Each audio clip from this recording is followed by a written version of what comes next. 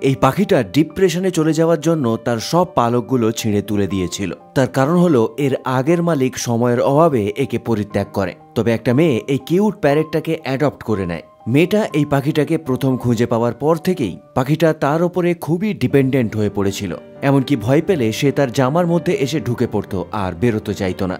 মেয়েটা পাখিটাকে বাড়ি নিয়ে এসেছিল এবং তার ফেভারিট খাবার খেতে দিয়েছিল। তার জন্য একটা নতুন বাড়িও তৈরি করে দিয়েছিল। মেয়েটার সঙ্গে থাকতে থাকতে পাখিটা ধীরে ধীরে সক্রিয় হয়ে ওঠে। মেয়েটা যেখানেই যেত পাখিটা তার পেছন পেছন তাকে ফলো করত। এমনকি খিদে পেলে সে তার নিজের খাওয়ার বাড়িটা নিয়েও চলে আসতো তার কাছে। মাঝে মাঝে তো সে দরজার বাইরে দারোয়ানের মতো পাহারা দিত। ধীরে ধীরে পাখিটা তার পুরনো মনের কষ্টগুলোকে ভুলে যেতে থাকে। তাই মেয়েটার আদর যত্নের জন্য পাখিটার আবার নতুন করে পালক গজায়। আশ্চর্য রকম ভাবে মেয়েটা আগে কখনো ভাবেনি যে পাখিটা এত সুন্দর হবে। আপনি একবার ভাবুন তো, এত সুন্দর পাখিটাকে কি কেউ বাড়ি থেকে বাইরে বের করে দিতে পারে?